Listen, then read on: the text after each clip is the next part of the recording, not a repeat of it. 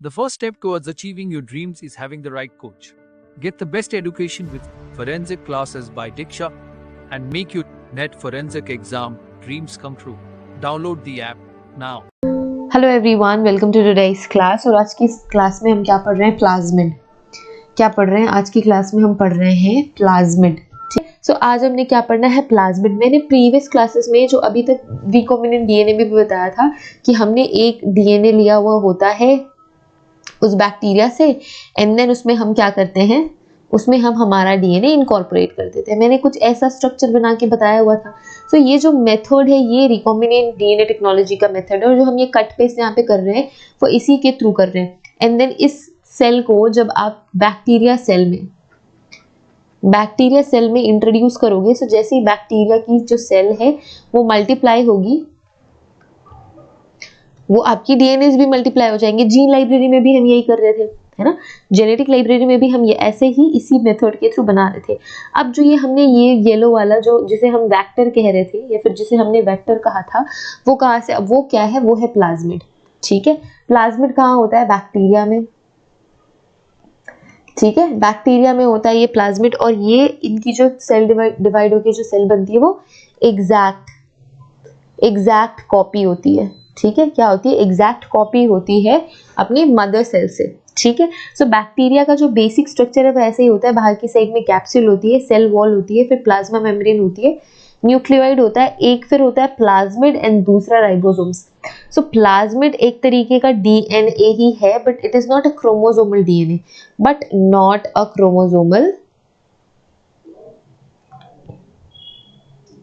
It is not a chromosomal DNA. ठीक है, ये कोई क्रोमोसोमल डीएनए नहीं है क्योंकि ये रेप्लिकेट होते हैं इंडिपेंडेंटली। ठीक है, प्लाज्मिड जो बैक्टीरिया की बॉडी में प्रेजेंट है या प्रोकैरियोट्स, है ना, जो प्रोकैरियोट्स होते हैं, सो प्रोकैरियोट्स की बॉडी में जो ये प्लाज्मिड प्रेजेंट होता है, ये कैसे रेप्लिकेट होता है? इंडिपेंडेंटली रेप्लिकेट होता है या डिवाइड होता है फ्रॉम दी क्रोमोसोमल डीएनए। ठीक है, सो ये न्यूक्लियोइड जो है इनका क्रोमोसोमल डीएनए आप इसको कह सकते हो, क्रोमोसोमल मटेरियल। हमें ये पता है कि जो प्रोकैरियोटिक सेल्स होती हैं उनमें कोई डिफाइंड स्ट्रक्चर नहीं होता, है ना। वो बहुत प्रिमिटिव सेल्स होती हैं और सारा जो उनका जो जेनेटिक मटेरियल होता है वो साइटोप्लाज्म में ही, प्रोटोप्लाज्म में ही पड़ा हुआ रहता है इसी तरीके से। तो ऐसे ही डीएनए जो है वो प्लाज्मिड के फॉर्म में भी उनकी सेल में प्रेजेंट होता है। और यही जो हमने यहाँ पे वेक्टर जिसको बार बार बोला था, this is nothing but plasmid. ठीक है, जो यहाँ पे अभी हमने देखा, ये जो आपको यहाँ पे दिख रहा है, दिस इज प्लाज्मिड। ठीक है, ये क्या है? ये वाला स्ट्रक्चर, यही वाला स्ट्रक्चर प्लाज्मिड है भाई। तो प्लाज्मिड का हम कहाँ कहाँ यूज करते हैं? क्या है ये एग्जैक्टली प्लाज्मिड? क्योंकि आपके सिलेबस में ये प्लाज्मिड का एक टॉपिक दिया हुआ है। क्या है? प्रिपरेशन ऑफ प्लाज्मिड डीएनए, है ना। So preparation of plasmid DNA कैसे प्रिपरेशन करेंगे? रिकॉम्बिनेंट टेक्नोलॉजी ही हम यहाँ पे यूज करेंगे। रुको, ठीक है, प्लाज्मिड क्या है सबसे पहले ये समझो। सो प्लाज्मिड एक ऐसा डीएनए है, plasmid is a DNA molecule that is separate from and can replicate independently of the chromosomal DNA। Chromosomal DNA से अलग है एंड ये इंडिपेंडेंटली क्या हो सकते हैं? ये इंडिपेंडेंटली रेप्लिकेट कर सकते हैं, अपनी कॉपीज बना सकते हैं जो कि क्रोमोसोमल डीएनए से एसोसिएटेड नहीं है। They are double stranded and in many cases circular. ये कैसे होते हैं? ये डबल स्ट्रैंडेड होते हैं। ठीक है, डबल स्ट्रैंड होता है और इंपॉर्टेंट बात क्या होती है? मोस्टली ये सर्कुलर होते हैं, सर्कुलर फॉर्म में, गोल गोल। इसीलिए मैंने अभी तक जितने बार भी बनाया मैं इस तरीके से बना रही थी, इस तरीके से, है ना। सो ये सर्कुलर होते हैं। ठीक है, प्लाज्मिड यूजुअली अगर नेचुरली इन बैक्टीरिया में नेचुरली अगर होते हैं, but are sometimes found in eukaryotic organism. So eukaryotic organism में कभी कभी देखने को मिलेगा, बट बैक्टीरिया क्या है? It is prokaryotic organism. Bacteria prokaryotic organism है, बैक्टीरिया में प्लाज्मिड यूजुअली होता है, बट कुछ ऐसे यूकैरियोटिक ऑर्गेनिज्म भी कभी कभी आप देखोगे जिनमें आपको प्लाज्मिड देखने को मिलेगा। ठीक है, सो प्लाज्मिड क्या है? Plasmid is a vehicle that can carry artificially inserted DNA. ठीक है, प्लाज्मिड क्या है? ये आपकी वो गाड़ी है जो कि आपका जिस भी डीएनए को अपनी गाड़ी में इनको बिठाना है, लिफ्ट देना है, वो वाला वो कैरी करता है। ठीक है, सो ये आपका प्लाज्मिड डीएनए है, ये अपनी ऑटो में बिठा सकता है आपके फॉरेन डीएनए को। ठीक है। सो ये क्या है, it carries artificially inserted DNA. Artificially inserted DNA क्या हो गया, आर्टिफिशियली इंसर्टेड डीएनए आपका पैसेंजर है एंड जो आपका प्लाज्मिड है इट इज द व्हीकल, ठीक है, ओला उबर कुछ भी समझ लो। सो ये जो प्लाज्मिड है it is a vehicle and it can carry, it artificially it can carry the inserted DNA. It will replicate in E. coli. E. coli हमने यहाँ पे एक बैक्टीरिया का एग्जाम्पल ले लिया कि ये फिर ईकोलाई के अंदर रेप्लिकेट होगा and with its own replication it is also replicated, it also replicate the inserted DNA independent of its origin. So जो फॉरेन डीएनए उनकी बॉडी में आया है, so जिस भी पैसेंजर को इन्होंने अपनी गाड़ी पे बिठाया है वो ये नहीं देखेंगे कि हाँ it is a foreign material. So जैसे ये अपना डीएनए अपना प्लाज्मिड रेप्लिकेट करेंगे वैसे ही वही सेम इंफॉर्मेशन जो हमने हमारे डीएनए की इंफॉर्मेशन दी है उसे भी रेप्लिकेट करेंगे। In a way, one can see a plasmid as a minute DNA factory. ये minute DNA factory आप कह सकते हो। The main criteria for a good plasmid it is that it takes up the insert you want to put in and then that it replicates sufficient amount and that it does not destroy your inserted during this process. ठीक है, देखो थोड़ा सा तो confusing हो गया ये statement, but मैं आपको सिंपल से ये बता देती हूँ कि हम इसे कह सकते हैं डीएनए की छोटी सी फैक्ट्री। कोई अच्छा जो प्लाज्मिड है वो क्या करता है, वो आपने जो रेप्लिकेशन की प्रोसेस के पहले आपने जो अपना मटेरियल अपना जो डीएनए उसमें इंसर्ट किया है उसके साथ ये भेदभाव नहीं करेगा। जैसे अपनी सेल्स को रेप्लिकेट करेगा, अपने डीएनए को रेप्लिकेट करेगा, वैसे ही ये उस सीक्वेंस को भी रेप्लिकेट करता चला जाएगा। ठीक है, उस डीएनए को ये डिस्ट्रॉय नहीं करेगा। कैरेक्टरिस्टिक फीचर क्या होते हैं प्लाज्मिड के, ये एक्स्ट्रा क्रोमोसोमल डीएनए, मतलब क्रोमोसोमल डीएनए के बाहर की चीज है ये। It replicates independently of the chromosome, chromosome का कोई हाथ नहीं है इसके रेप्लिकेशन में। It encodes jeans which do not have essential functions, ये उन जीन्स को भी क्या करता है, एनकोड करता है, ये उन जीन्स को एनकोड करता है जिनका कोई एसेंशियल फंक्शन नहीं है। ठीक है, सो ये बेचारा कोई एसेंशियल फंक्शन वाली जीन को एनकोड नहीं कर रहा है। Gene which confer an advantage under specific condition, so ये उन जीन्स को कॉन्फर कर सकता है जो कि किसी स्पेसिफिक कंडीशंस पे रहते हैं। साइज हो सकता है 2000 से 10,000 बेस पेयर्स का। ये नेगेटिव होते हैं एंड सुपर कॉइल्ड होते हैं। Copy number variable and determined by the type of plasmid. So ठीक है, नंबर जो इनका प्लाज्मिड का डिटर्मिनेशन है उनके नंबर ऑफ कॉपीज से हम पता लगा सकते हैं।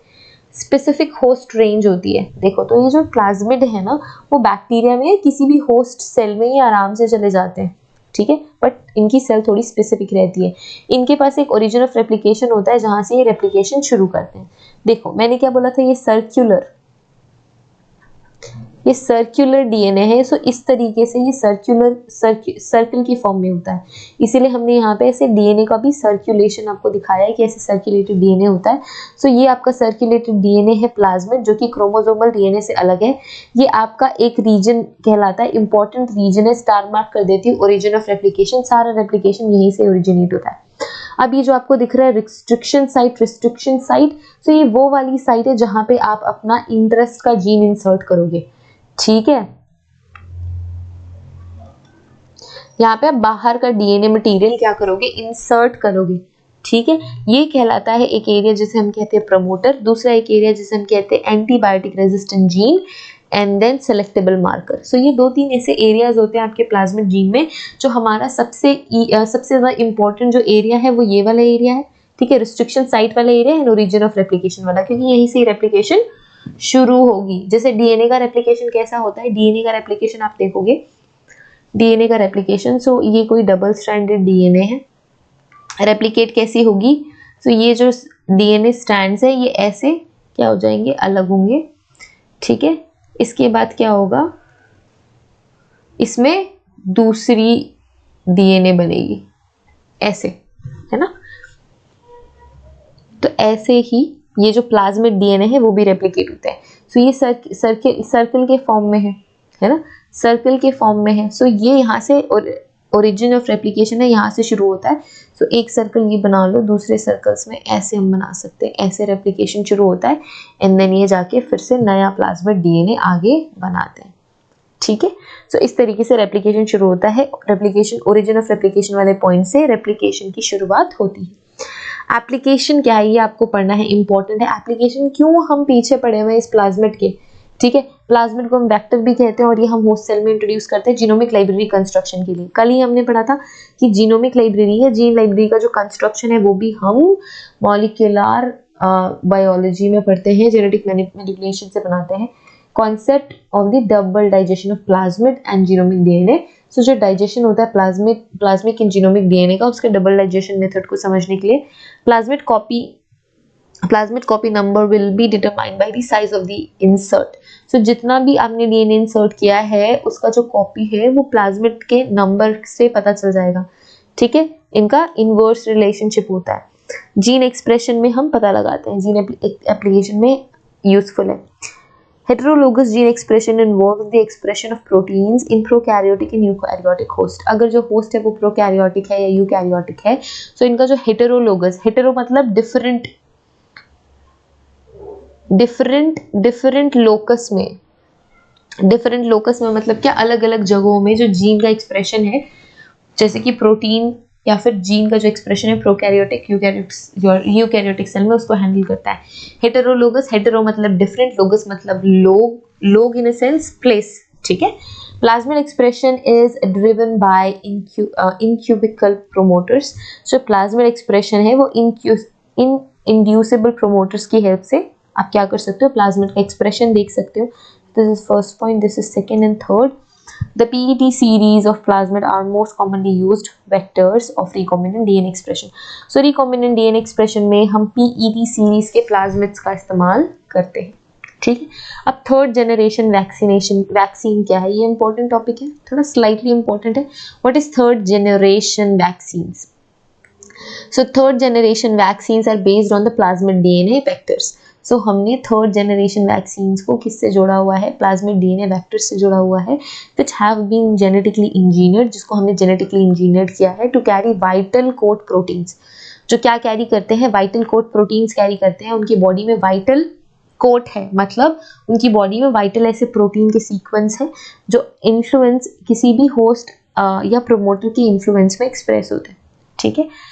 Genetic material does not integrate into the host genome. और जो जेनेटिक मटेरियल आप डाल रहे हो वो होस्ट जीनोम में इंटीग्रेट नहीं होगा क्योंकि वो अलग है, ठीक है। जीनोम क्या होता है, overall genetic material of an organism, ठीक है, of an organism. So overall genome में ये जो हमने इंसर्ट किया है, इंटीग्रेट किया है जेनेटिक मटेरियल, वो क्या नहीं होता, वो इंटरफेयर नहीं करता है, ठीक है। एंड हमने क्या प्लाज्मिक डीएनए वेक्टर से उनको हमने जेनेटिकली इंजीनियर किया है ताकि हम वाइटल कोड प्रोटीन्स को भी क्या कर सके, वाइटल कोड प्रोटीन्स का जो इन्फ्लुएंस है वो देख सके किसी भी स्पेसिफिक होस्ट में या प्रमोटर में, ठीक है। सो ये हो गया थर्ड जनरेशन वैक्सीन। जैसे कि फॉर एग्जांपल अगर कोविड की वैक्सीन की अगर हम बात करें, सो कोविड की वैक्सीन में खूब सारी वैक्सीन बनानी है। सो जो कोविड जो बैक्टीरिया है उसका डीएनए हमने कॉपी करना है। सो हम उस डीएनए को किससे इनकॉर्पोरेट करेंगे, प्लाज्मिड डीएनए के साथ मिक्स करेंगे, बहुत सारी कॉपीज बनाएंगे एंड देन वो वाला डीएनए एक्सट्रैक्ट करके बहुत बड़े अमाउंट में हम वैक्सीन क्रिएट करेंगे, ठीक है। सो वो हो गया आपका थर्ड जनरेशन वैक्सीन, ठीक है। जीन ट्रांसफर में भी हम यूज करते हैं प्लाज्मिड का। So gene transfer into plants is done by using plasmids, ठीक है, based on the TI plasmid which is derived from the soil bacterium, agrobacterium and tumorphaeacis, ठीक है। सो ये जो जीन ट्रांसफर है एक प्लेस से दूसरे प्लेस, जो जीन का ट्रांसफर है वो भी हम प्लाज्मिड के थ्रू करते हैं। फॉर एग्जांपल अगर मेरे पास कोई ऑब्जेक्ट ए है एंड ऑब्जेक्ट बी है, ऑब्जेक्ट ए में मुझे चाहिए कोई स्पेसिफिक जीन, लेट्स से मुझे चाहिए हाइट की, टॉल हाइट वाली स्पेसिफिक जीन, एंड मुझे पता है कि ए के पास जो जीन है वो कैसी है, स्मॉल टी वाली है। सो मैं बी का जो कैपिटल टी है वो कट करके, यहाँ की वो प्लेस कट करके, कट पेस्ट करके मैं जीन का ट्रांसफर कर सकती हूँ, ठीक है। तो मैं डिजायर्ड